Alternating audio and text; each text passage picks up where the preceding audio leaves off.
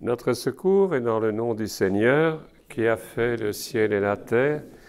Commençons peut-être par un coup de gong qui nous permet d'entrer un peu dans le silence et dans une réceptivité appropriée pour découvrir ce mystère qu'est l'Esprit Saint en proximité.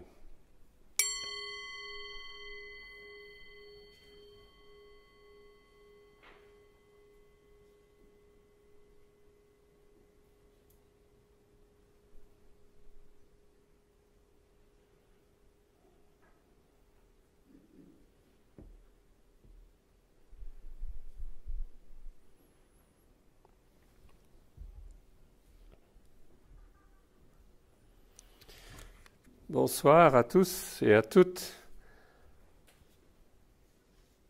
L'Esprit Saint, à la veille de la Pentecôte, cette vie dans notre vie, prenons ensemble le temps pour nous acheminer lucidement vers la pleine fête de la Pentecôte en méditant le mystère de l'Esprit Saint. Ce mystère à la fois si discret, mais qui éclaire pourtant tout autre mystère. Ce matin, en regardant la forêt illuminée par le soleil printanier, tout frémissait et accomplissait une danse sur place, sous la poussée d'un vent qui circulait librement et sans effort entre les grands troncs des hêtres et des chênes. La vie se vit et le vent y contribue, comme aussi le soleil, et la fête se célèbre déjà. La mésange sautillant devant mon nez, presque pour me narguer, me criant d'un coup « Ne vois-tu pas? C'est maintenant le temps favorable, maintenant le temps du salut. » Le philosophe Hegel, devant une cataracte en Suisse, s'écriait « Ah, voilà l'esprit, der Geist, toujours la même chose, et sans cesse tout est différent. » Se laisser envahir sans peur par une telle avalanche qui vient de l'autre, on voit que l'esprit est déjà là, en face de nous, dans cette nature exubérante. Accueillons-le et étonnons-nous. Juste devant la fenêtre que je viens de décrire comme paysage, j'ai quelques icônes. Et puis, le grand livre, la Bible. Où donc est l'esprit? Ce mystère invisible et omniprésent. Tu entends sa voix, mais tu ne sais ni d'où il vient, ni où il va. Ainsi, le maître de Galilée, en colloque avec un certain Nicodème, curieux d'en savoir plus, comme nous peut-être. Et Jésus n'en tirait aussitôt une application. Ainsi en est-il de quiconque est né d'en haut, né de l'Esprit. Tout en lui est aussi insaisissable que le vent. Il s'agit donc d'accueillir un don qui vient d'en haut et qui se laisse attirer par ceux qui se situent en creux, au plus bas. Comme ceux dont parlait la première épître de Pierre ces derniers jours, avec une béatitude. « Heureux êtes-vous si l'on vous outrage pour le nom du Christ, car sur vous repose l'Esprit de gloire, qui est l'Esprit de Dieu. » L'Esprit travaille, engendre, donne vie, vie nouvelle, mais Nicodème peine à comprendre. Et Jésus a l'air de se moquer quand il lui dit « Mais tu es maître en Israël et tu ignores ces choses. » Louis Bouillet commence son livre sur l'Esprit Saint consolateur en se référant à un petit ouvrage paru peu avant sur l'Esprit Saint d'un père jésuite d'Hillard, avec le titre « Le Dieu inconnu ». C'était en 1980. N'est-il pas toujours encore cet inconnu pour notre sensibilité contemporaine occidentale? Essayons donc ensemble de nous sensibiliser davantage à sa présence en ouvrant d'abord le livre. Ce sera la première partie. Puis, après quelques cantiques qu'on va analyser, au moins un, nous regarderons quelques images éloquentes, avant d'aller chanter les vêpres et un peu plus tard les vigiles qui nous introduiront vivement et joyeusement dans la danse de l'esprit au milieu des fleurs et des flammes, des parfums et des louanges, des litanies qui épellent les dons et les fruits de l'esprit. Le livre. La première page du grand livre mentionne déjà l'esprit, et la toute dernière page, à l'extrémité de l'Apocalypse, fait de même. L'esprit vole, plane, certains traduisent couve sur les eaux primordiales en Genèse 1. Et l'esprit soupire, aspire, ensemble avec l'épouse en disant « Viens, Maranatha, Seigneur Jésus, viens !» Au cœur du livre, il y a les psaumes. Au cœur des psaumes, il y a, par exemple, le psaume 51, 50, où 3 fois il est question de l'esprit, Ruach. Et tout de suite, Origène, en relisant, dit, mais c'est l'esprit du Père ici, c'est l'esprit du Fils ici, et c'est le Saint-Esprit en lui-même dans le 3e cas. Ou encore dans le psaume 104, ce fameux verset qu'on ruminera plusieurs fois ces jours-ci, « Tu envoies ton esprit et ils sont créés. Tu renouvelles la face de la terre. » Un des beaux exemples dans la Bible où esprit et face s'appellent l'un l'autre. C'est ton esprit et leur face. Mais si toi tu détournes ta face, leur esprit disparaît. Il y a donc un face-à-face qui est évoqué par la poésie, et il y a un esprit qui se communique à un esprit. Si tu retires ta face, tu retires l'esprit, il retombe en poussière. Si tu tournes ta face et tu envoies l'esprit, leur face se renouvelle et ils sont créés. Prenons même le Cantique des Cantiques. L'ouverture du cantique est en réalité interprétée comme un baiser. L'esprit est qu'il me baise du baiser de ses lèvres. Dans le commentaire juif, on revient sur Moïse au moment de sa mort. Dieu avait envoyé l'ange de la mort pour faire son boulot. Mais Moïse était en train de ruminer la parole de Dieu et de la transcrire.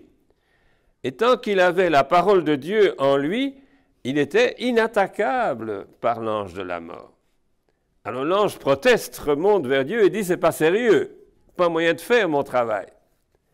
Alors Dieu descend. Et qu'est-ce qu'il fait? Il donne un baiser sur la bouche, comme le cantique le suggère. Et en donnant le baiser, il retire la ruach et la neshama, le souffle et le dynamisme du souffle, et les paroles de la Torah. Et il dit à l'ange, maintenant fais ton boulot. Et donc il va pouvoir donner la mort à Moïse. Dans la tradition chrétienne, on a exactement cette même interprétation, le bouche à bouche qui me baise du baiser de ses lèvres est reproposé dans la mort de Jésus. Il y a plusieurs représentations, soit une grande pietà, comme on connaît la pietà de Michel-Ange, mais alors c'est le Père qui accueille dans son sein le Fils mort, et entre les deux visages, de bouche à bouche, les ailes de la colombe unissent leurs lèvres. Ou encore, le Père est sur son trône derrière la croix. Le Fils pend à la croix et le Père accueille le geste d'abandon du Fils, et il y a une colombe qui va unir de nouveau avec les extrémités de ses ailes la bouche du Fils avec la bouche du Père. Simplement pour vous dire que l'Esprit est présent un peu partout dans nos textes. Si nous prenons le livre de la sagesse pour évoquer toute la littérature sapientielle, que ce soit Ben Sira avec son chapitre 24 sur la sagesse qui est comme une nuée, qui est comme un esprit qui se communique, ou que ce soit le chapitre 7 du livre de la sagesse, où il est dit « La sagesse est là, en elle il y a un esprit ». Et cet esprit est alors caractérisé par 21 qualités ou adjectifs. Et donc, au centre même de ce que les sages ont à communiquer, il y a une réflexion originale sur la sagesse et son unité avec l'esprit. Plus profondément encore, 1 Timothée 3 nous dit que l'écriture elle-même est tout entière, pas agraphée, theopneustos, divinitus inspirata, omnis scriptura. Toute l'écriture est divinement inspirée. En grec, en un seul mot, theopneustos. On peut retrouver donc l'esprit un peu partout, même là où explicitement il n'est pas mentionné. Un dimanche dernier, on avait l'ouverture de la grande prière de Jean 17, la fin des colloques et des entretiens de Jésus avec ses disciples. Or, tout ce grand chapitre de plus de 25 versets, tout ce grand chapitre ne mentionne aucune fois l'Esprit Saint. Mais quand on écoute finement, derrière à peu près chaque verbe important et impératif dans la prière de Jésus, on peut suggérer la présence de l'Esprit. Le premier verbe est doxason, glorifie. Glorifie ton Fils pour que ton Fils te glorifie. Eh bien, cette réciprocité est déjà typiquement spirituelle, et glorifier est un verbe qu'on trouve dans le chapitre 16 sur le compte de l'Esprit Saint. L'Esprit viendra et me glorifiera. Chaque fois que l'Esprit, que le verbe glorifier tombe dans ce grand chapitre, on peut y voir l'action de l'Esprit. C'est la même chose pour l'unité, qu'il soit un. Qui est celui qui unifie? C'est l'Esprit. Il y a encore sanctifier. Je me sanctifie et consacre-les, sanctifie-les par ta parole. Et là, de nouveau, il y a à l'intérieur du verbe lui-même l'activité propre de l'Esprit.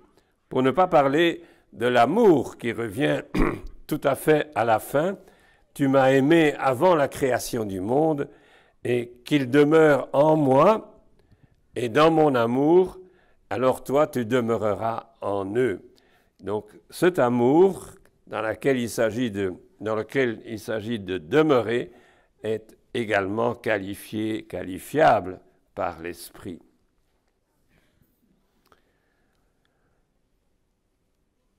Autre chose, ce sont des petites touches qui lentement peuvent nous rapprocher du mystère de l'Esprit.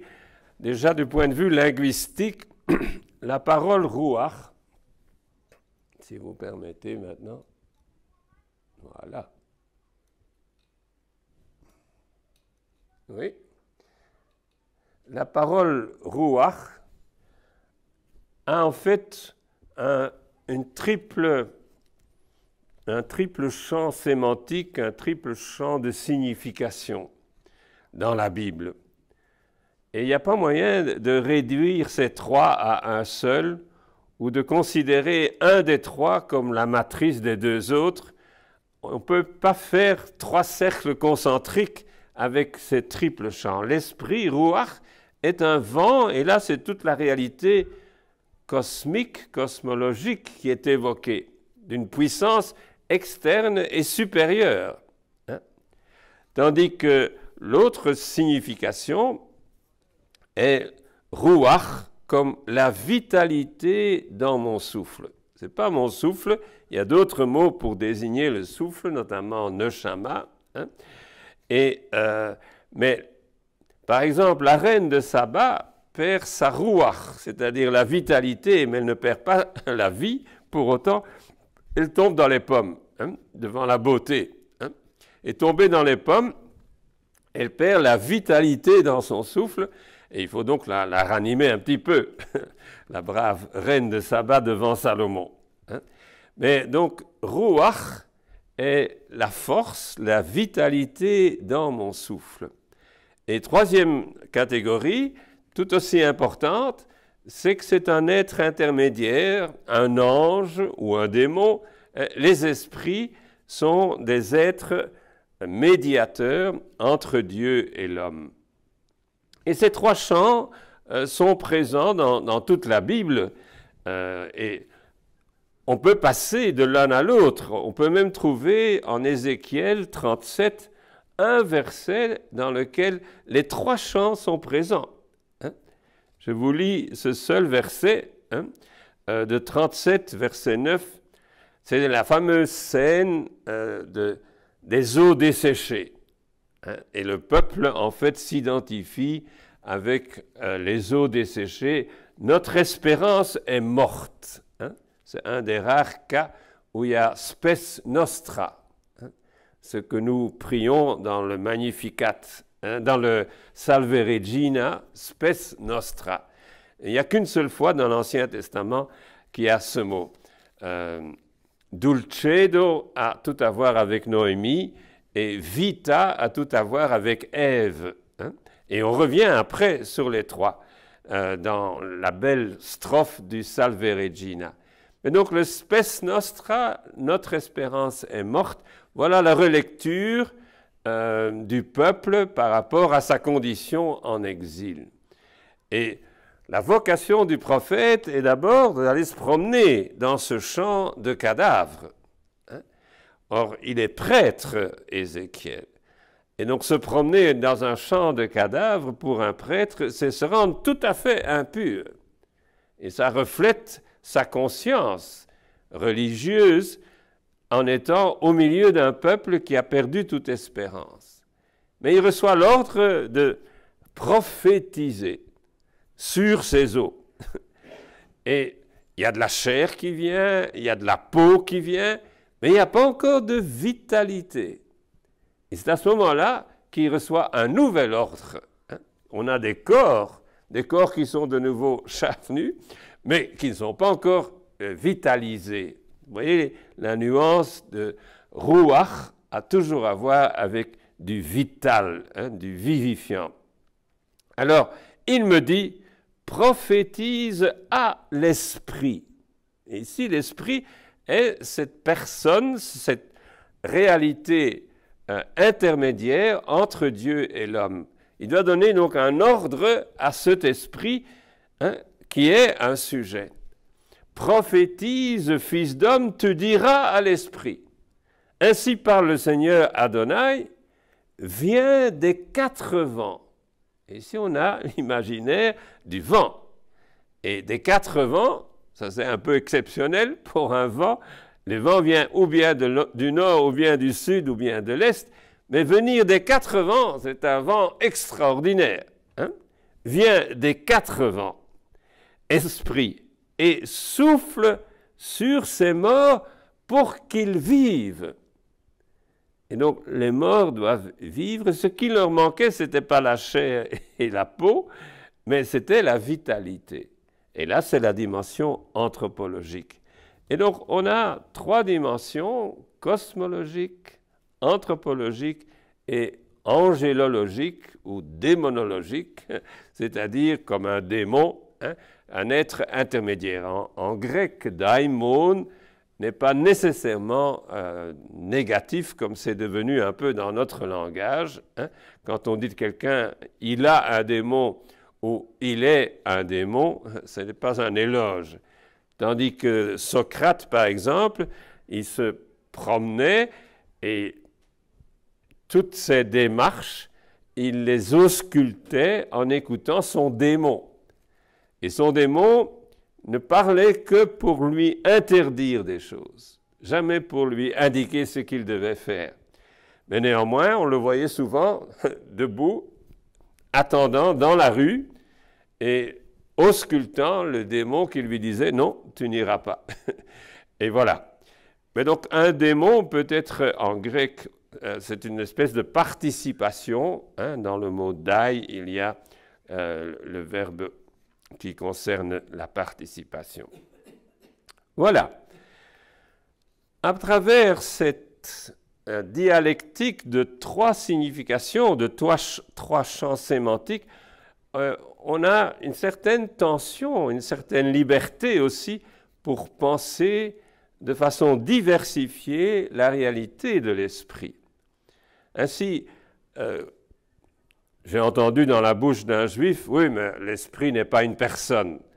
Je trouve que ce n'est pas faire honneur à la dimension angélique ou angélologique, hein, de l'esprit, qui est un intermédiaire et que le prophète lui-même interpelle l'esprit différent de Dieu, mais venant de Dieu. Et donc, il y a une dimension personnalisée de l'esprit dans toute la Bible, comme il y a également une manière de parler très élémentaire de l'esprit. L'esprit est un vent, un courant d'air, un parfum, une lumière, de l'eau, une source, du feu. Pratiquement tous les éléments ont trouvé dans la ruach, hein, qui est habituellement féminine, mais pas nécessairement, donc elle est parfois aussi masculine. Il ne faut pas trop jouer sur cela. En grec, elle est neutre, donc pneuma est neutre, mais dans l'hébreu, elle est habituellement féminine.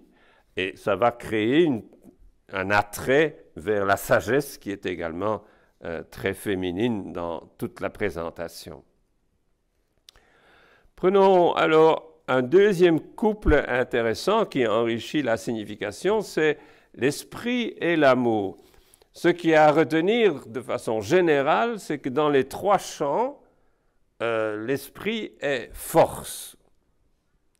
Et il y a même dans un texte d'Éphésiens, au chapitre 1, quatre qualités pour dire cette force: dynamis, energeia, ischus et exousia. Donc, c'est un peu une accumulation de quatre mots pour dire la force qui se communique dans le pneuma, hein, dans la réalité de la résurrection habitée par le pneuma, par l'esprit. Mais donc, accueillir l'esprit, c'est toujours accueillir d'abord une force. Chez saint Paul, et assez exceptionnellement pour tout le Nouveau Testament, l'esprit est aussi associé à l'amour. Vous ne trouverez jamais esprit et amour dans le corpus johannique à ma connaissance. Vous le trouverez 3-4 fois dans saint Paul, et notamment en Romains 5, là c'est extrêmement clair, hein, l'amour de Dieu a été répandu dans nos cœurs par l'Esprit Saint. Et toute la vocation de Paul a été une expérience de l'ordre d'être aimé alors qu'il était rempli de haine et de violence et de volonté de mort. Et c'est cela qui l'a complètement désarçonné sur son chemin de Damas. il n'a pas été jugé par la voix qui l'interpellait, notamment parce que son nom a retenti 2 fois. Et les rabbins enseignent que quand un nom retentit 2 fois, c'est de l'amour. Marthe, Marthe, c'est de l'amour, ce n'est pas un reproche. Hein? Tandis que Simon, j'ai quelque chose à te dire, ça n'est pas pour rire, ce n'est pas pour la gaieté du jeu. Et donc, le nom de Paul a retenti comme un langage d'amour et le fond de l'expérience paulinienne sur laquelle il revient à peu près partout, c'est qu'il a été aimé. Nous sommes aimés. Caritas Christi urget nos, c'est une belle traduction du sunechei en grec. L'amour du Christ nous presse, hein, nous pousse, nous contraint, hein, nous prend à la gorge. Hein. Caritas Christi urget nos. Bien, ça c'est la vraie nouvelle réalité. Un est mort pour tous. Hein. Et devant cette réalité-là, toutes les valeurs sont à être relues et revisitées. Nous sommes habitués à voir dans l'esprit l'amour, ça provient de Paul et de la tradition augustinienne en Occident. Mais dans le milieu plus strictement biblique, retenez que ruach, c'est d'abord une force. Bon, une force d'amour, ça peut se combiner très bien. Une autre signification intéressante et curieuse, c'est l'Esprit Saint. Curieuse parce qu'elle est rare. Hein? Elle est plus fréquente dans la Bible grecque que dans la Bible hébraïque. Mais dans la Bible hébraïque, c'est une tournure un peu spéciale, Ruach HaKodesh, l'esprit du sanctuaire. Et pour vous visualiser un peu ce que ça signifie, il y a dans la Mishnah, qui est un texte de la fin du IIe siècle, donc quand même relativement ancien, qui ressemble à des textes antérieurs, mais il y a un dicton qui dit « toute la terre, kol haaretz, toute la terre est sainte ». Pourquoi? Parce qu'au milieu de la terre, il y a la ville sainte. Mais la ville est sainte parce qu'au milieu de la ville, il y a le sanctuaire. Et le sanctuaire est saint, pourquoi? Parce qu'à l'intérieur du sanctuaire, il y a le Saint des Saints, là où le grand prêtre n'entre qu'une fois par an, le jour de Kippour. Or, le Saint des Saints, c'est un autel avec un propitiatoire et au-dessus 2 chérubins avec leurs ailes qui se touchent et un vide entre le propitiatoire et les ailes des 2 anges. Et ce vide-là, c'est le lieu de la Shekinah. La Shekinah, c'est l'inhabitation. Shakan, c'est habiter. Shekinah, c'est l'inhabitation, la demeure, la résidence de... Et de quoi? À l'intérieur de la Shekinah, il y a la Ruach HaKodesh, l'esprit du sanctuaire. Et donc, vous voyez, en cercle concentrique, à l'intérieur de la Shekinah, il y a l'esprit. La Shekinah est à l'intérieur du Saint des Saints, qui est à l'intérieur du sanctuaire, qui est à l'intérieur de la ville, et qui, à travers elle-même, sanctifie toute la terre. La terre sainte et finalement toute la terre.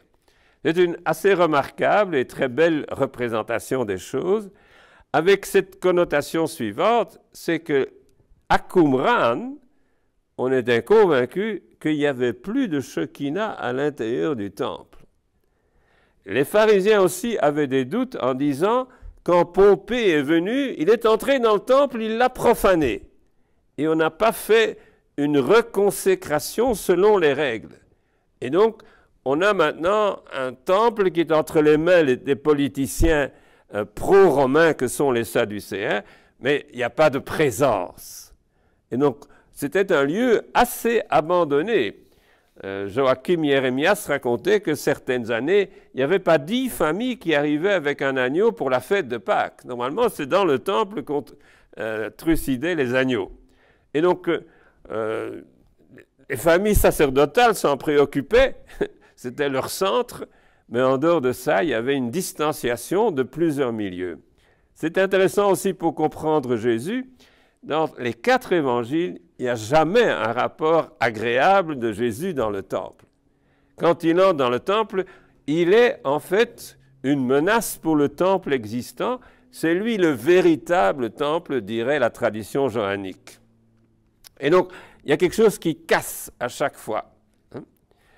Et foncièrement, Jésus déplaçait le centre. Peut-être déjà à travers Jean-Baptiste, car Jean-Baptiste aussi a déplacé le centre. Il n'a pas convoqué le peuple à Jérusalem, il a convoqué à la frontière, au Jourdain.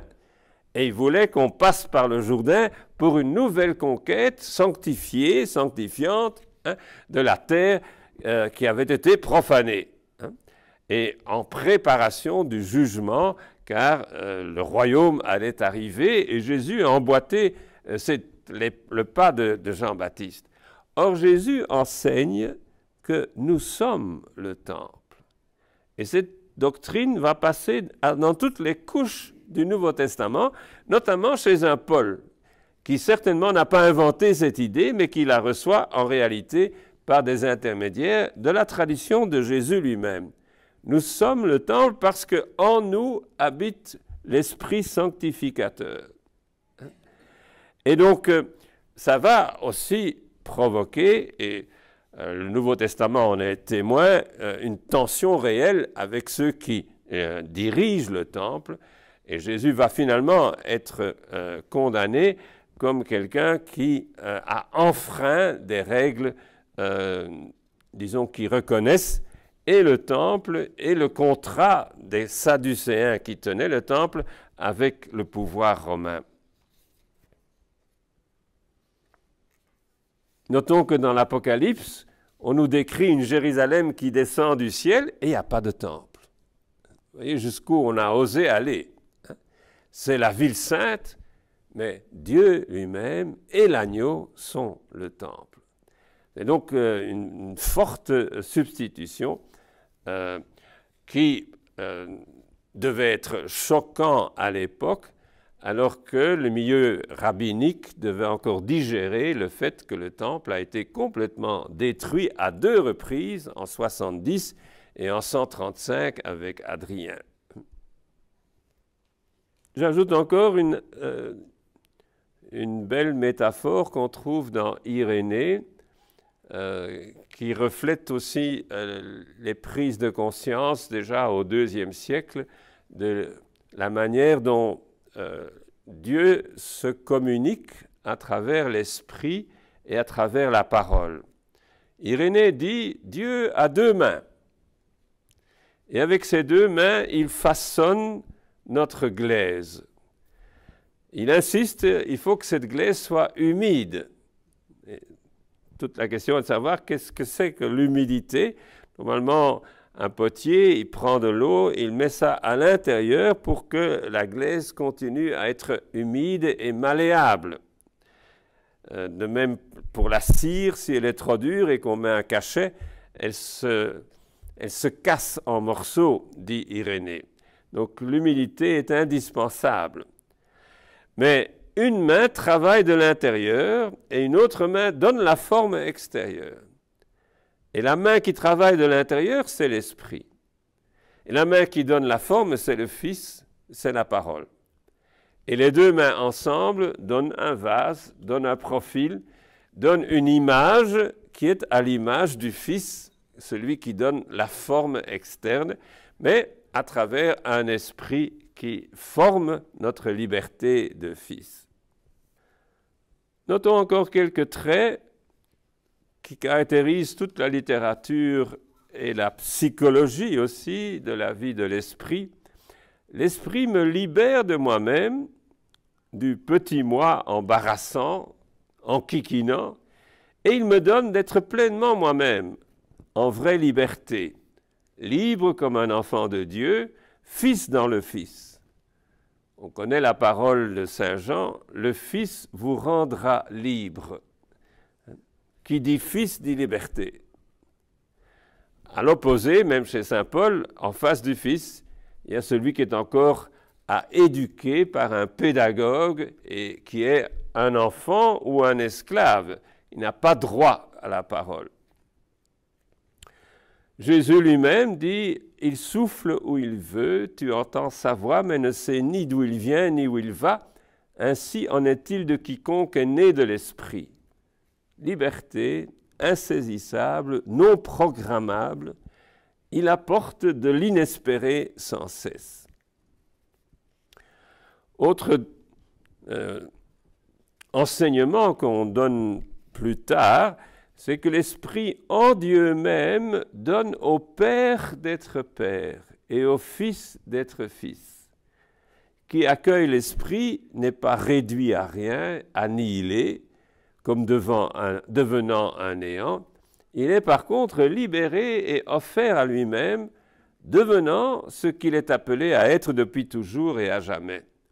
Il entre dans un présent ouvert à l'Éternel, qui est sans commencement et sans fin.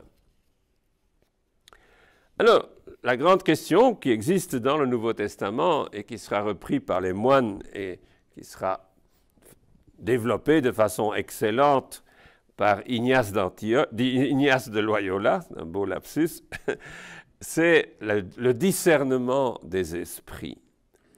Quand sais-je que je suis dans l'esprit et non pas à côté de mes pompes?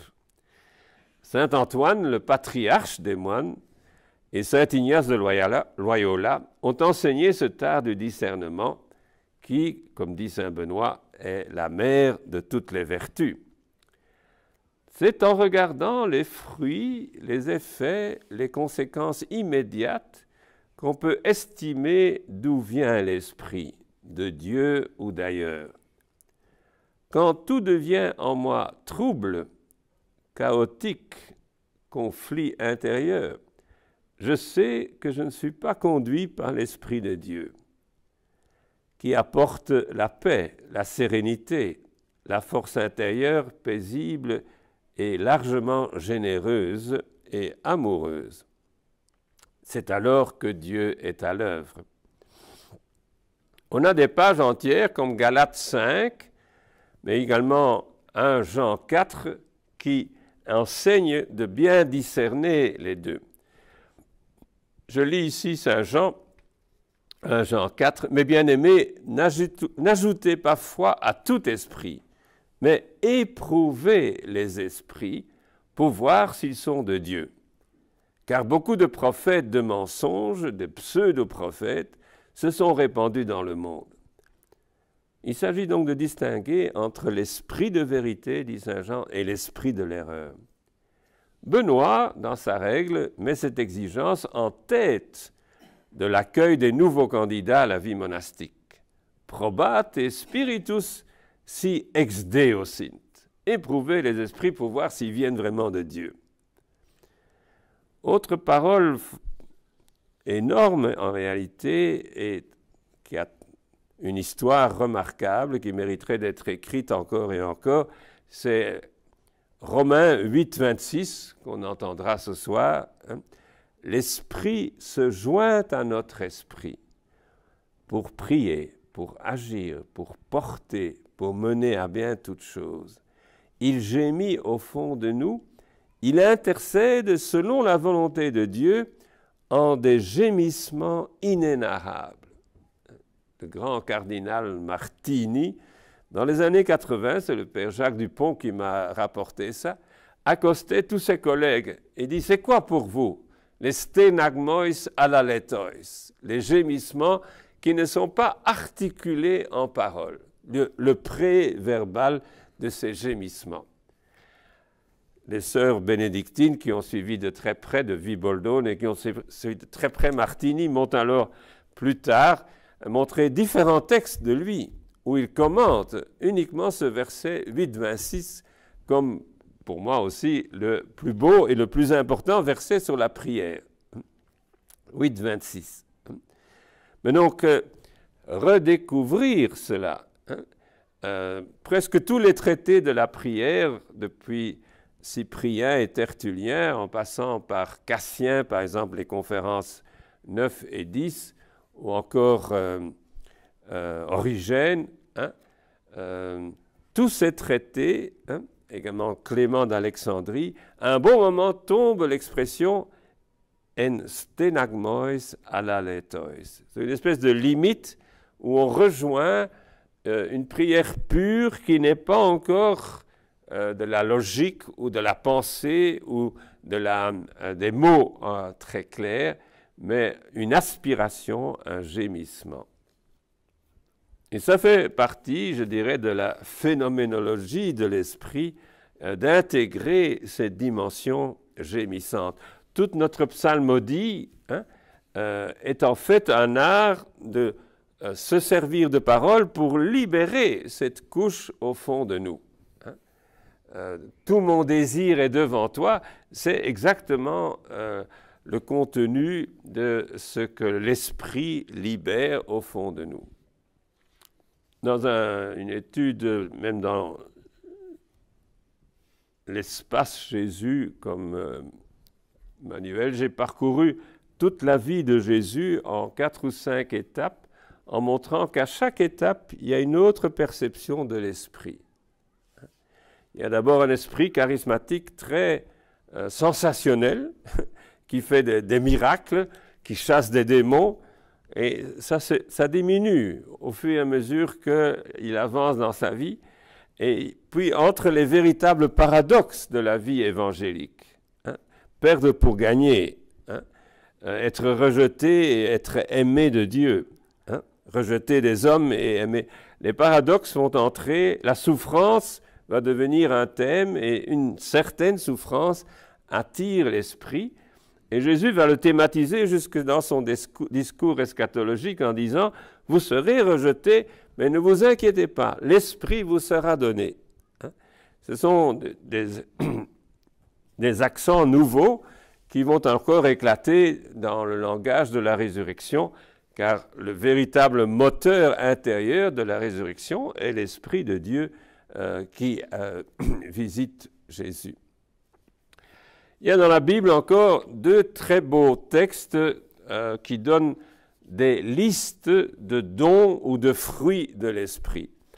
Le premier est fameux, pendant l'Avent, on le médite intensément, c'est l'oracle sur le fils de Jessé, la tige de Jessé qui sort d'un tronc, d'une racine, et du haut descend l'Esprit sur lui, et on épelle les dons de l'Esprit.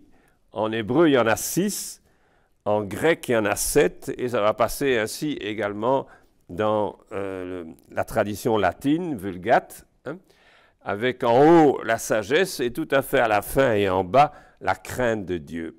Et entre les deux, il y a la sagesse, il y a l'intelligence, il y a le conseil, il y a la force, toutes sortes de qualités qui seront interprétées très diversement par les pères de l'Église. Par exemple, certains verront toutes les qualités des différentes fonctions dans le peuple de Dieu. Il y a les prêtres, il y a les prophètes, il y a les rois, il y a les sages. Et donc, à l'un, on donne le conseil, à l'autre, on donne la distinction, le discernement des prêtres. À un autre encore, on donne, disons, la piété. Et à tous, on demande la crainte de Dieu. C'est un très grand texte qui sera commenté d'abord par Augustin, de façon originale, comme un structuraliste d'aujourd'hui. Il va mettre en 3 colonnes les béatitudes, les 7 demandes du Notre Père et les 7 dons de l'Esprit. Et il va distinguer, dans un texte, c'est une descente. C'est le cas pour le Notre Père. On part du haut, du ciel, et on descend jusque dans le mal en finale. Tandis que dans d'autres, c'est une montée. Par exemple, les béatitudes, on commence en bas par la pauvreté et on monte jusqu'au sacrifice de sa vie, disons, dans la persécution. La même chose pour les dons. On commence par la sagesse, qui est le don le plus élevé, et on descend vers la crainte du Seigneur, qui est le don le plus bas, et le premier principe de la sagesse, ouverture, c'est la crainte du Seigneur. L'autre liste, tout aussi importante à bien des égards, c'est Galates 5, 22. J'ai commenté ça plusieurs fois, notamment dans le livre sur Saint Paul et toutes les épîtres. Il y a 9 qualités qui sont épelées après le fruit de l'esprit. C'est un beau chapitre justement qui montre en antithèse ce qui est mortifère et ce qui est vivifiant. Alors pour le fruit de l'esprit, il y a une triade première qui est très belle. Le premier fruit chez Paul, c'est l'amour. Le deuxième fruit, c'est la joie. Et le troisième, c'est la paix. Et ça forme déjà toute une unité. C'est un peu la matrice des 6 autres qui vont suivre. Mais commencer dans l'amour, c'est à nouveau typique de Paul. Là où l'esprit entre, on est aimé et on aime.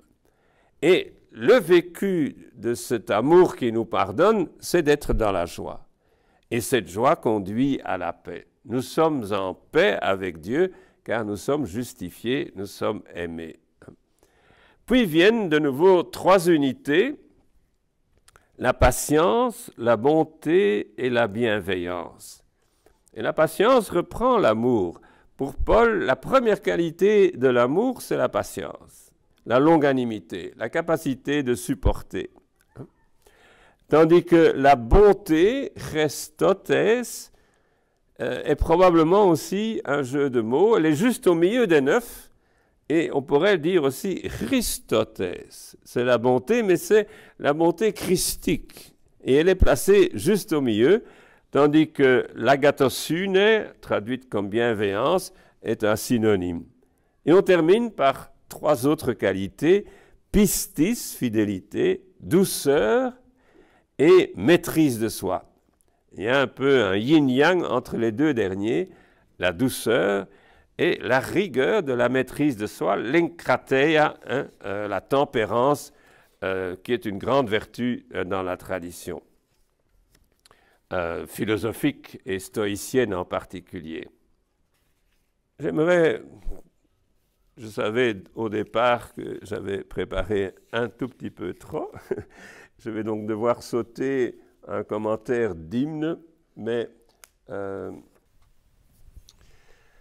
bien chers amis, j'aimerais introduire en cet endroit encore un bref commentaire de 2 cantiques très célèbres de la liturgie latine.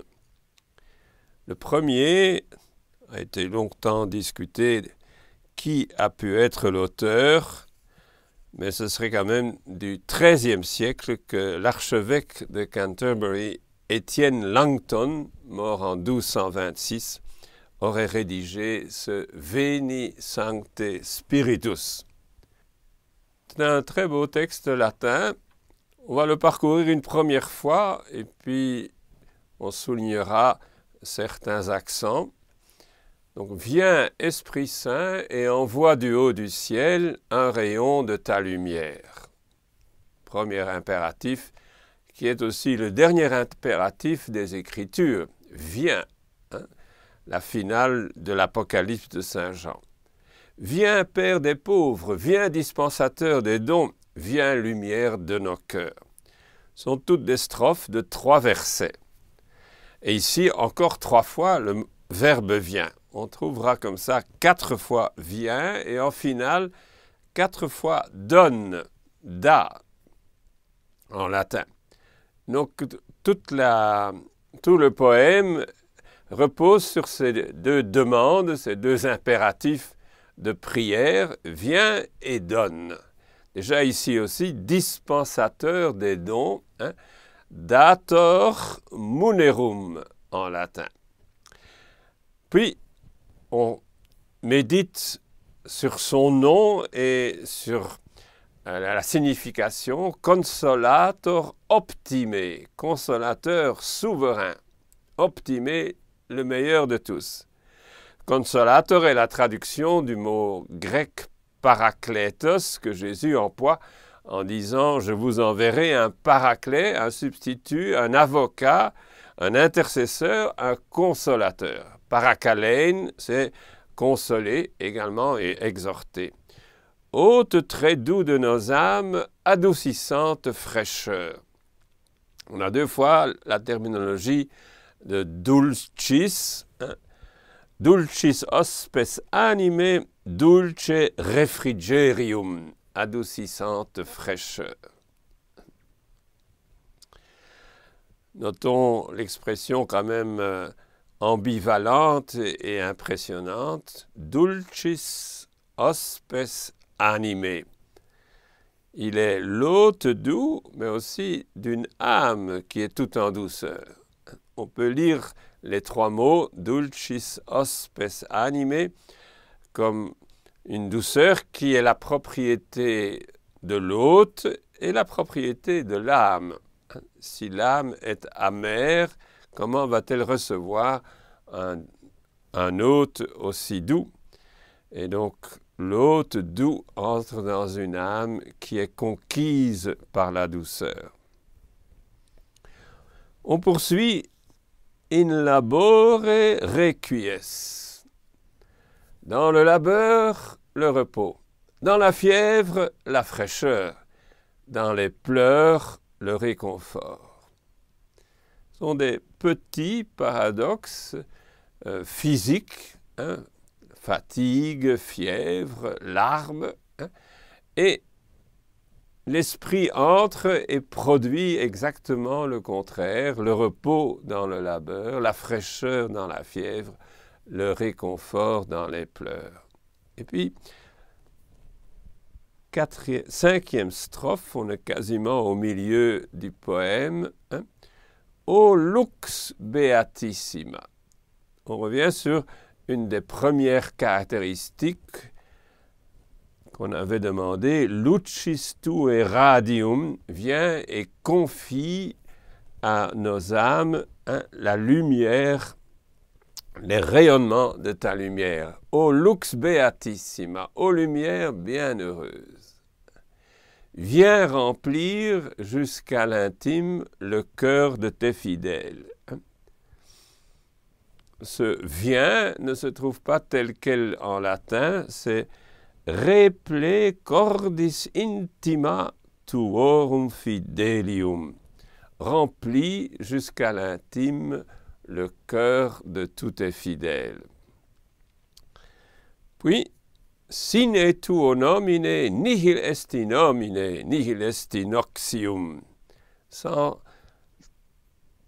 ta puissance divine, ton mystère divin nous mène, hein, c'est aussi le secret, la force mystérieuse. Sans ta puissance divine, il n'est rien en aucun homme. Rien qui ne soit innoxium, perverti, nocif, etc. Puis vient la septième strophe. Lave ce qui est souillé, baigne ce qui est aride, guéris ce qui est blessé. On retrouve une petite série de nouveau d'antithèses. Hein? Lave ce qui est souillé, baigne ce qui est aride, guéris ce qui est blessé. Riga quod est aridum, sana quod est saucium. Et on poursuit dans la même veine, assouplis ce qui est raide, réchauffe ce qui est froid, rend droit ce qui est faussé. De nouveau, la force correctrice, compensatrice, modificatrice, qui rend les choses vraies, vivantes, chaudes, souples au lieu d'être raides comme la mort. Neuvième strophe. À tous ceux qui ont la foi, à tes fidèles, da tuis fidelibus, qui en toi se confient, donne les 7 dons sacrés. On termine, on arrive vers la fin, et on mentionne les 7 dons sacrés qui sont la sagesse, le conseil, la force, la piété, et la finale, c'est la crainte de Dieu. Donne tout tout le jeu des 7 dons qu'on a commenté plus haut et qui se trouve en Isaïe 11 dans la version grecque et dans la version latine. Donne mérite et vertu, donne le salut final, donne la joie éternelle. Vous voyez le contraste, tout en ayant 3 fois le verbe donner. Le mérite et les vertus, c'est ce qui doit nous caractériser dans le temps ouvert de notre existence terrestre. Le salut final, c'est le dernier point, et puis la joie éternelle, c'est au-delà du salut final dans l'éternité, la grande joie. Gaudium perenne, da perenne gaudium, da salutis exitum, da virtutis meritum. C'est une poésie qui rime, pas toujours dans chaque strophe la même rime, mais toujours les 2 premières unités, les 2 versets en tête, riment dans les 10 strophes. Il est curieux que la dernière strophe n'est pas une doxologie trinitaire. Disons, il faudrait la rechercher peut-être subtilement, qu'elle serait quand même là. Disons, la joie éternelle, le salut final, le mérite et la vertu, l'existence ici terrestre, affectée par l'Esprit. Le salut final, c'est le Christ lui-même, et la joie éternelle, c'est la joie du Père. On pourrait y entendre l'Esprit, le Fils qui est dans le mot salut, Yeshua présent, et la joie éternelle qui rappelle le point de départ aussi de tout. Dans le Père, il y a cette joie éternelle. Voilà 10 strophes de 3 versets chacune, et chaque verset a 7 pieds. Ça nous donne donc 10 fois 21 pieds. On a 4 fois Veni au début et 4 fois Da à la finale. Il est don et donateur par excellence. Il est sujet et objet du don divin. Dator munerum, sujet, et munerum, les dons. Il donne la plénitude des 7 dons d'Isaïe 11. Les strophes ont des rimes variées, mais pratiquement dans toutes les 10 strophes, les 2 premiers versets riment. Dans 3 seulement, dans 4 sur 10, les 3 mots finaux ensemble riment. Les destinataires sont appelés 2 fois « tes fidèles », ceux qui en toi mettent leur confiance, « in te confidentibus ». À la 5e strophe, on assiste à une nouvelle invocation, « O lux beatissima ». L'esprit est lumière avant toute chose. Dès la première strophe, « Emite lucis tue radium ». Et la 2e strophe parle de « lumen cordium », « O lux beatissima ». La douceur revient 2 fois, et la souplesse est également une de ses caractéristiques, comme la consolation.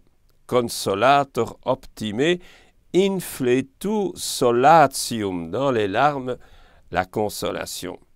La joie éternelle scelle tout le poème, dernier verset de la 10e strophe, et formule le don ultime par excellence. Rappelons, le fruit de l'esprit en Galates est amour, joie et paix en tête de cette triple triade au milieu de la première des triades. Remarquable est aussi Veni Pater Pauperum, l'esprit comme père des pauvres. Une expression qu'on ne rencontre qu'une seule fois telle qu'elle dans la Bible, c'est Job qui dit ça de lui-même. Il dit « J'étais les yeux de l'aveugle, j'étais les pieds du boiteux, mais j'étais aussi le père des pauvres ». C'est aussi la toute première des 8 béatitudes, hein? heureux les pauvres en esprit. Et l'esprit va caractériser et habiter et descendre sur ceux qui ont un cœur de pauvre. Le feu est à peine présent. Fauve quodest frigidum réchauffe ce qui est froid. En écho au verset pour l'Alléluia, Veni Sancte Spiritus, repletuorum corda fidelium, et tui amoris in eis ignem accende. Viens, Esprit Saint, remplis les cœurs de tes fidèles et allume en eux le feu de ton amour.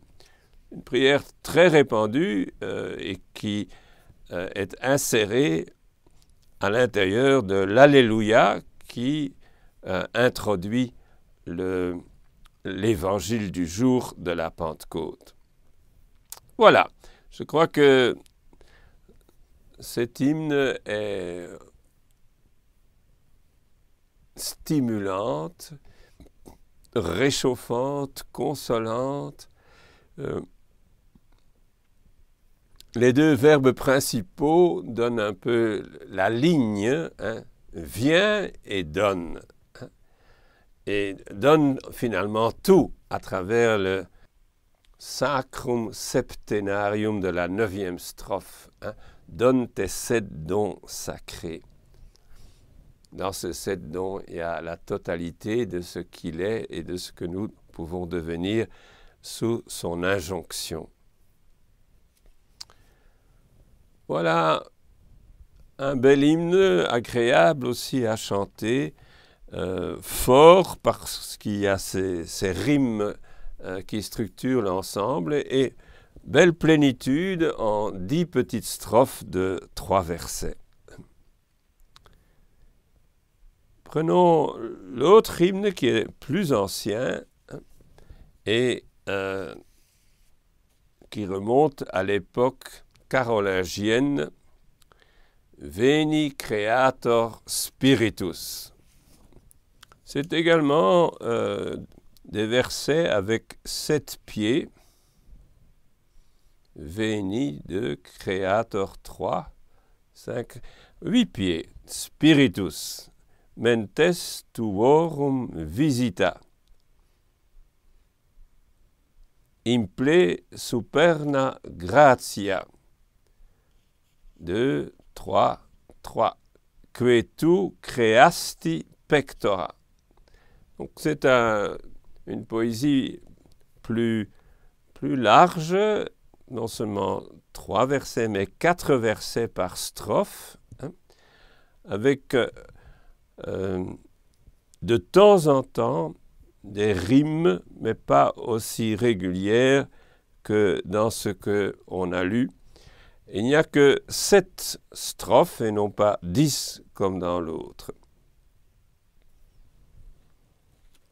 Regardons la traduction française avec de temps en temps un regard sur le texte latin.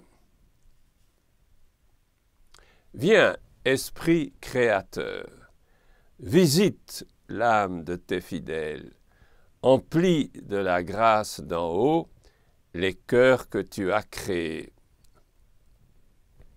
Toi que l'on nomme le conseiller, don du Dieu très haut, source vive, feu, charité, invisible consécration.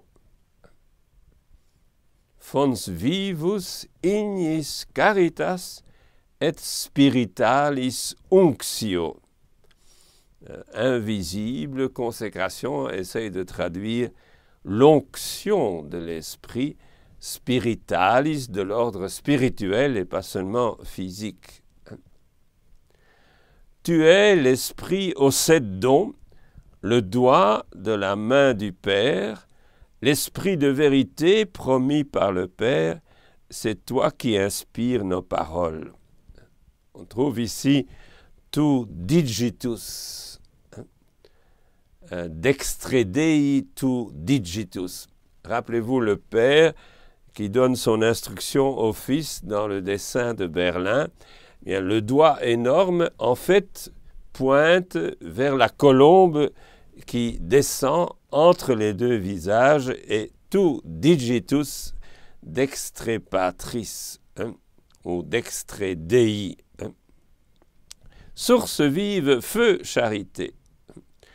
Esprit de vérité promis par le Père, c'est toi qui inspires nos paroles. Allume en nous ta lumière, emplis d'amour nos cœurs, affermis toujours de ta force la faiblesse de notre corps. On retient ici, oui, on retient ici l'importance de l'esprit dans le langage biblique comme force, force dans la faiblesse, mais également en amour et lumière dans nos cœurs. Repousse l'ennemi loin de nous, donne-nous ta paix sans retard, pour que sous ta conduite et ton conseil, nous évitions tout mal et toute erreur. Et puis vient une strophe déjà plus théologique et dogmatique, c'est le moment où, entre l'Orient et l'Occident, les chemins vont se séparer en raison du filioque.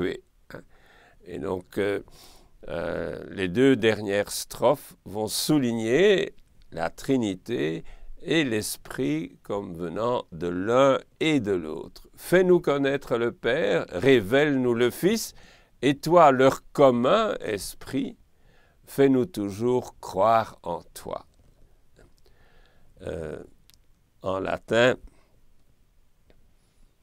te utriusque spiritum. C'est disons, l'ajout occidental dans le credo. L'Esprit vient du Père et du Fils, filioque, ce qui a été contesté et resté contestable aux yeux des Byzantins et de toute la tradition orientale. Nous sommes ici à l'époque carolingienne. On ne sait pas qui est strictement l'auteur de ce poème, mais on connaît assez bien la date, à savoir du Xe, XIe siècle. Et il s'agit d'un texte qui souligne la dimension commune que l'Esprit reçoit dans la foi. Fais-nous toujours croire en toi. Gloire soit à Dieu le Père, au Fils ressuscité des morts, à l'Esprit Saint Consolateur, maintenant et dans tous les siècles. Amen. 7e strophe, comme il se doit, dans un septénaire caractéristique de l'Esprit Saint.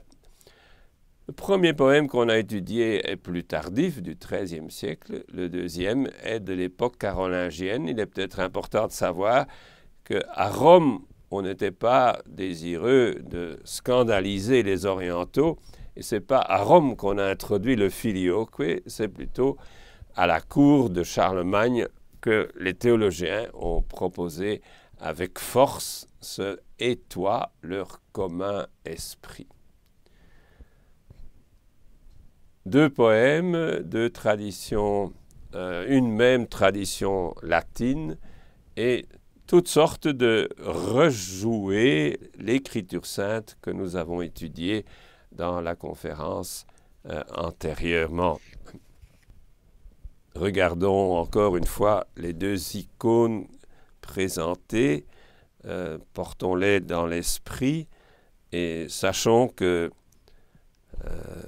la richesse du mystère de l'esprit est précisément qu'il est à la fois ce qu'il y a de plus intérieur en Dieu et ce qu'il y a de plus communicatif à l'extérieur pour entrer dans la communion avec le Fils et le Père. J'aimerais passer à deux images, deux icônes, où l'Esprit Saint est, disons, illustré de façon... Voilà, je ne sais pas d'où vient ce flash dans l'image. Je ne sais pas ce qui cause. Ah, il faut un doigté de maître pour régler ça. Et voilà une Trinité bien connue. Ce qu'on ne sait peut-être pas, c'est que c'est aussi une icône de la Pentecôte en Orient. C'est la Pentecôte johannique, si vous voulez, de Jean 14, versets 23 ou 24, où Jésus dit, « Si quelqu'un garde ma parole, mon Père l'aimera, nous viendrons chez lui et nous établirons chez lui notre demeure. » C'est aussi une scène biblique, vous voyez le chêne de Mambré, la maison ou la tente, et puis le désert et la montagne. Et le Père est associé à la maison comme finalité, le Fils avec l'arbre, l'arbre de la vie, l'arbre de la croix, et l'Esprit avec le désert et la prophétie qui vient du désert. Regardons un peu de plus près cette invitation trinitaire et regardons ce que l'Esprit occupe comme place et comme symbole. Il est ici à droite, dans une position accueillante. C'est à travers lui que nous entrons dans le mouvement circulaire qui est inépuisable. Et dans la théologie orientale, c'est l'Esprit qui nous introduit dans l'échange divin. Alors, il est tout tourné vers le Fils, il préfigure d'une certaine façon le Fils qui est au milieu et qui est l'icône des icônes par excellence parce que le seul qui est la visibilité de Dieu, c'est le Fils. Dans l'interprétation de cette page de Genèse 18, déjà à l'époque, Justin avait vu le Christ avec 2 anges. Ici, on a 3 anges, parce que le mot ange vient un peu après la scène où Dieu va annoncer que Abraham et Sarah auront un enfant. C'est lui qui nous accueille un peu dans une position mariale. Il y a une icône de Roublioff avec l'Annonciation. L'ange est ici et Marie a exactement la même position qu'ici. L'Esprit va nous engendrer dans la forme et la liberté du Fils. Et tout dans le Fils, dans l'Esprit, est, disons, en continuité, en préparation et en formation du Fils. Le Fils est au milieu et le Fils s'abandonne dans le sein du Père, tourné vers le sein du Père, comme on lit dans Saint Jean à la fin du prologue. Et le Père est ici au bout de la table et tout le mouvement aboutit dans les mains du Père. Le genou se redresse, les 2 mains sont ensemble et le Père, le sein du Père, le Père est la source de toute sainteté, le sein du Père est le point de départ d'un tout nouveau mouvement. Il a un sceptre tout droit qui se transmet beaucoup plus long déjà et penché, tout à fait visible et tout à fait penché. Il y a donc un mouvement qui retourne comme ceci. Et quand on regarde les visages, le Père envoie l'Esprit. L'Esprit forme en nous le Fils nous prend et nous abandonne avec amour dans le sein du Père. Et il y a donc un mouvement interminable de montée, de descente et de reprise. Un jour, quand j'étais au Congo, avec une malaria qui m'épuisait, j'ai pris tout ce que je pouvais autour de la prière de Jésus. Et j'ai découvert que Seigneur Jésus-Christ, Fils de Dieu, prends pitié de nous. Nul ne peut dire Jésus est Seigneur si ce n'est dans l'Esprit Saint, Seigneur. Et on regarde vers le Fils comme vers un Seigneur. L'Esprit Saint nous donne de dire Seigneur Jésus. Et Jésus, avec ses 2 natures, avec l'association de la croix, Jésus, Fils de Dieu, Jésus Christ, qui accomplit les Écritures, mais Fils de Dieu, c'est la relation au Père. Et alors, prends pitié de nous, descend sur nous, pécheurs, et on reprend. Voilà une icône. Regardez les trois mains. Ici, la main droite du Père bénie, la main droite du Fils bénie, la main droite de l'Esprit bénie. Toutes les mains bénissent. Et ça, c'est une théologie de l'Eucharistie. Hein. On bénit avec la Trinité quand on fait la prière sur les dons. Mais le Père est à l'extrémité de la table. La table est considérée comme l'histoire. Hein. Et il propose la coupe au Fils, et le Fils accepte la coupe, et la main de l'Esprit confirme.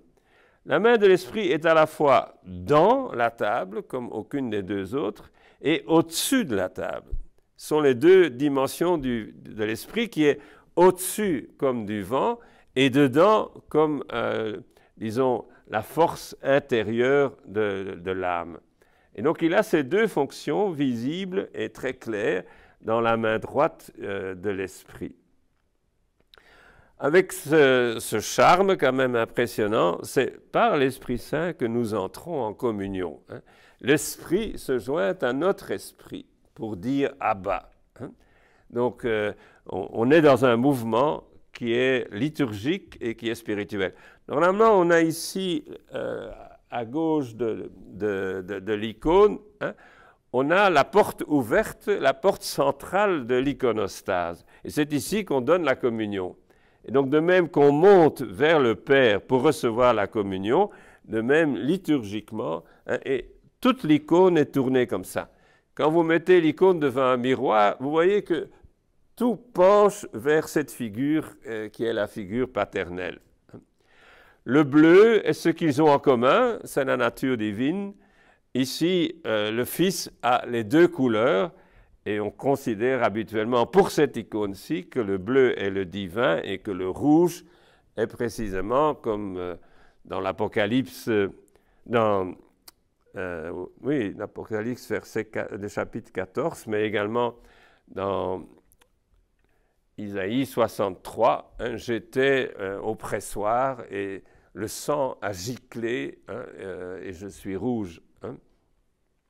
Voilà le Fils qui se donne jusqu'au bout. Nous sommes en Orient, regardons maintenant un peu en Occident. C'est la même époque, c'est un manuscrit découvert par un ancien père jésuite qui a été bibliothécaire à Berlin. On va retrouver le Père, le Fils et l'Esprit Saint, mais dans une autre position. Notez d'abord ce manteau.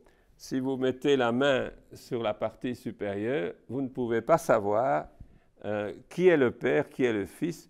Ce manteau, il y a une vitalité qui circule comme s'il y avait une marée ou un fleuve en va-et-vient. Le rouge extérieur et à l'intérieur, le fond de Dieu est vert.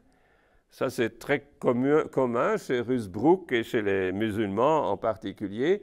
Et le vert devient bleu azuré chez le Père, mais le vêtement du Christ est gris-brun, est une bure, est la condition humaine qu'il va assumer. Le doigt indique l'ordre et la main gauche le soutien, hein, les deux dimensions de la rigueur et de la bonté. Et c'est bien le Père qui regarde, le Fils regarde d'une toute autre manière, un peu mariale aussi, hein, par l'attitude des mains. Alors, où est l'Esprit? Il est juste à hauteur des yeux. Ses yeux à lui et les yeux du Père et du Fils, il y a un regard d'amour, hein, qui est commun. Il y a une auréole identique, 3 fois, pour désigner le caractère personnel. C'est une espèce de feuille de trèfle, de 4 feuilles de trèfle, 3 fois. Et l'Esprit est aussi le souffle qui passe d'un visage à l'autre. Rappelez-vous l'association biblique entre visage et respiration, souffle, hein. Dans la mystique de l'époque, on est déjà au XVe siècle, donc Saint Bernard est déjà passé, et Rusbrook et les autres l'esprit est le baiser, qu'il me baise du baiser de ses lèvres. Il se trouve sur le même trône, mais à gauche. Ce n'est qu'après avoir traversé les souffrances qu'il va pouvoir siéger à la droite. C'est la même chose d'ailleurs ici aussi. On est au début de la création, le Père est au bout de la table, un peu comme le Christ est au bout de la table à la dernière scène, et comme Saint Jean est penché vers le Christ, ainsi le Fils est penché vers le Père. Mais à gauche du Père, il doit encore venir à droite à la fin de l'histoire parcourue.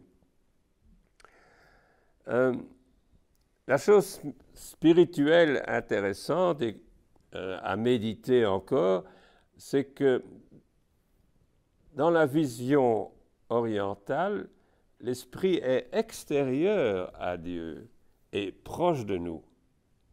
Et ici, l'esprit est intérieur à Dieu et rayonne également dans ce manteau comme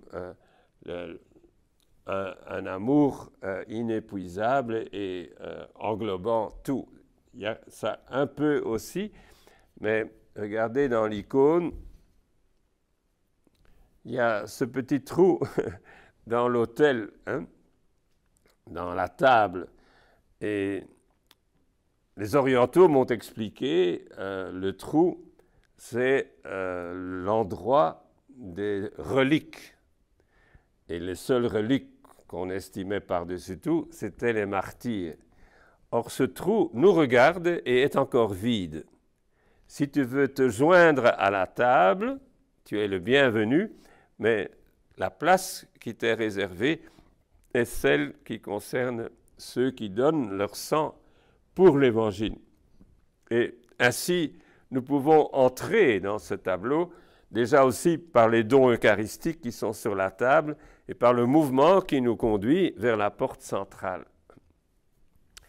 Tandis qu'ici, c'est tout un enseignement, d'une certaine façon, harmonieux et profond, mais le destinataire se trouve comme simplement un contemplatif qui considère, disons, la richesse de Dieu. Nous arrivons à conclure peut-être déjà, l'Esprit est là au cœur de tout, tant en Dieu comme en nous-mêmes, source vivifiante, souffle vitalisant, vent qui bouscule et emporte, ange qui conseille et qui guide, paraclet qui console et rend vigueur, huile qui pénètre et rend conforme à loin, c'est-à-dire au Christ victorieux de la mort. Il nous libère de nous-mêmes et nous donne d'être tout à fait ce que Dieu veut d'un chacun, dans le corps du Christ, pour être membre à part entière, bien inséré. Car chacun est pour sa part dans le corps, c'est saint Paul qui parle, une manifestation, une épiphanie du même esprit, comme un don ou comme un cadeau pour les autres dans notre différence. L'esprit valorise ce qui nous différencie et nous harmonise dans le plus grand respect de la particularité d'un chacun. L'esprit, dit-on, et j'ai entendu ça un jour de la bouche même du père Nicolas Daillé, un jour de Pentecôte qu'il prêchait, l'esprit est aussi la mémoire de l'Église. Il n'est pas le premier à avoir dit ça, mais ça reste une belle expression. Et donc il rappelle l'origine et il rend progressivement conforme à ce qui est la belle fin de tout.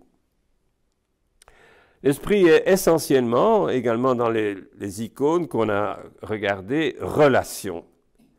Il est en Dieu, relation, et entre Dieu et nous, comme entre nous tous également.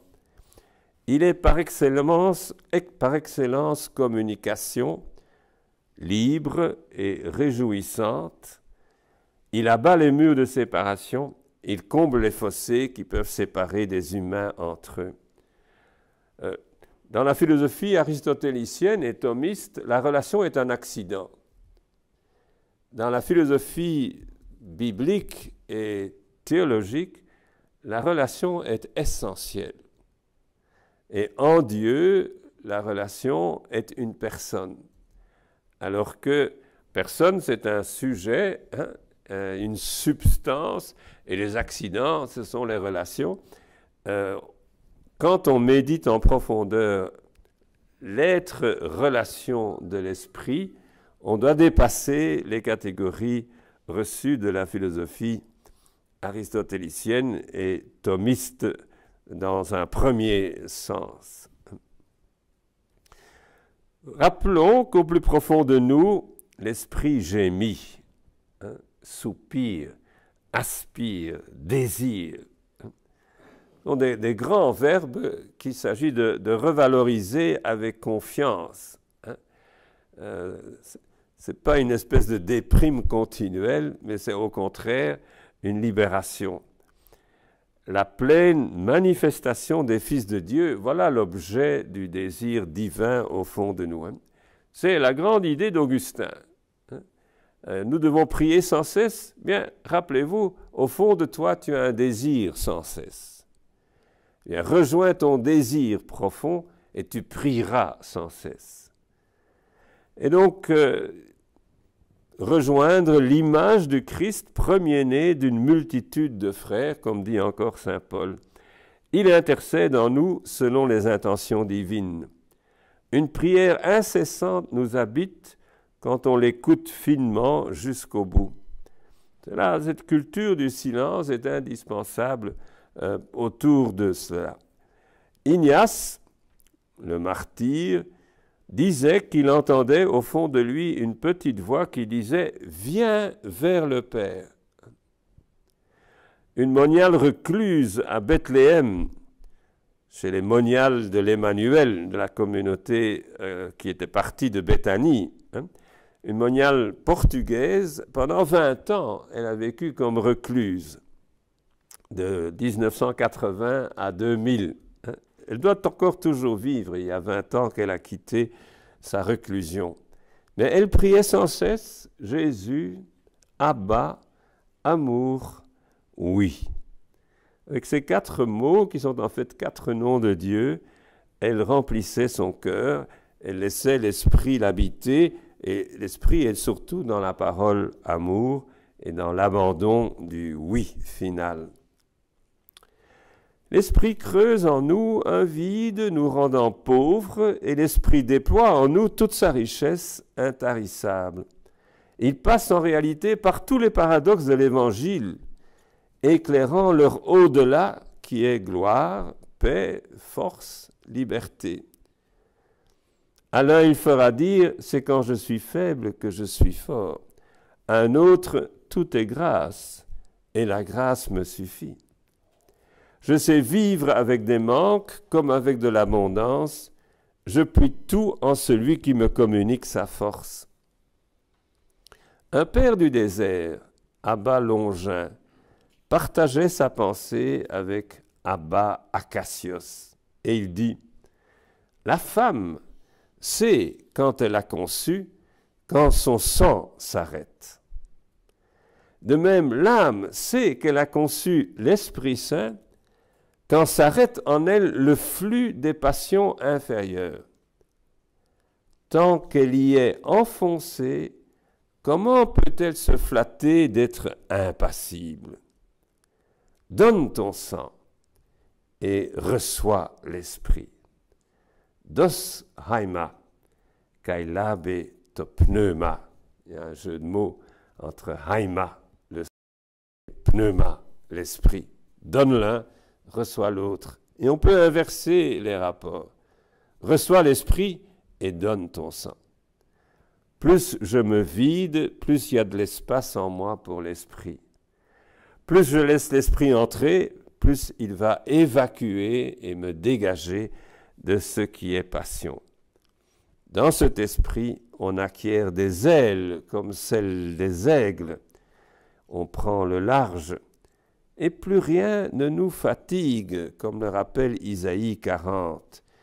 Ils renouvellent leur force, ils prennent le vol comme les aigles, ils courent et ne se lassent pas, ils marchent et ne se fatiguent point. Voilà, j'espère ne pas vous avoir trop fatigué à la longue, mais qu'au moins les deux visions de ces deux icônes vous accompagnent avec un esprit qui nous introduit et un esprit qui nous habite. Ainsi soit-il. Bonne fête de Pentecôte et bonne célébration ce soir et demain.